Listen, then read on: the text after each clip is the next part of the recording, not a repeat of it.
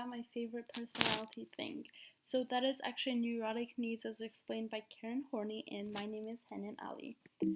The one thing that really grabbed my attention about this topic is that it included child development and ways in which dealing with children at such an early age can affect later their personalities, which is something that we have always studied, except this doesn't include genetics at all. It is basically or only focused on outside or environmental aspects that may affect our personality and the way we end up focusing on certain aspects.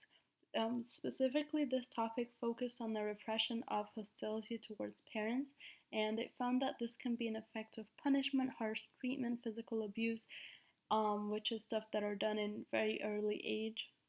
It even found that the feeling of fake or ingenuine love and affection can have on children, which may lead to further repression of hostility towards parents. I thought this was super interesting because you never really think that children that early on can understand fake feelings of love. Like, I understand feeling loved, but it's very interesting to know that they can actually feel when something is fake towards them, especially feelings of love and affection.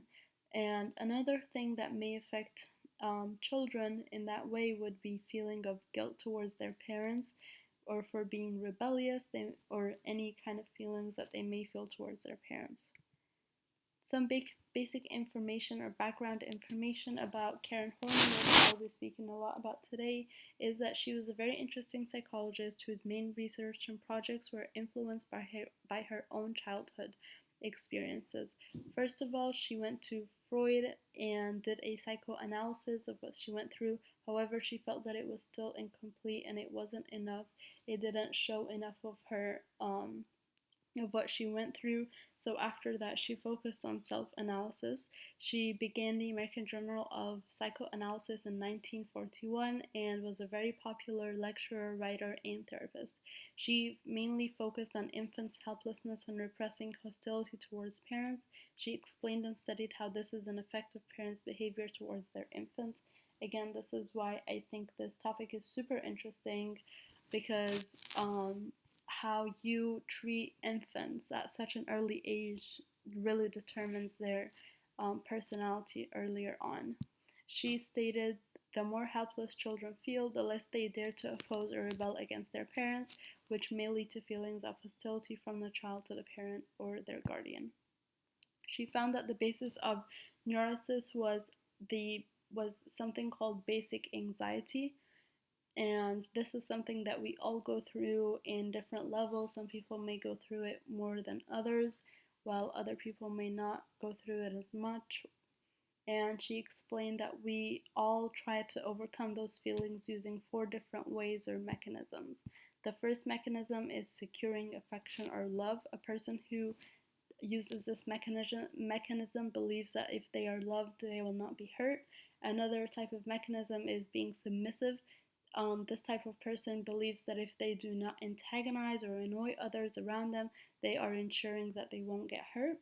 The another mechanism, which is completely opposite to submissive, is the attaining power mechanism. So they believe that as long as they have the most power over anyone, no one can hurt them. Another mechanism is the withdrawing mechanism, which is when an individual withdraws or becomes independent of all internal and external satisfactions that may come from other people. This is a form of protection for the person. They believe that if they are not around people, they cannot get hurt. Those mechanisms were further developed into neurotic needs, which are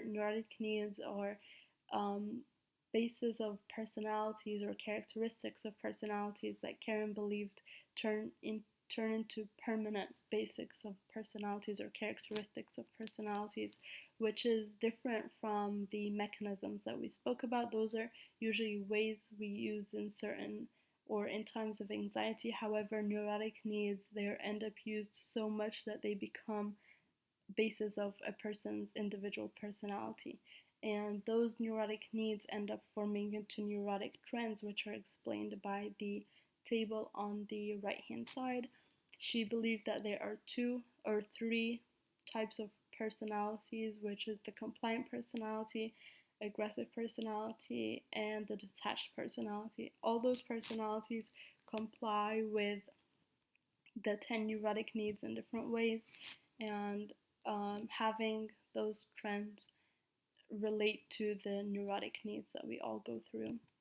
Finally, she says that satisfying those needs do not make us feel safe or secure.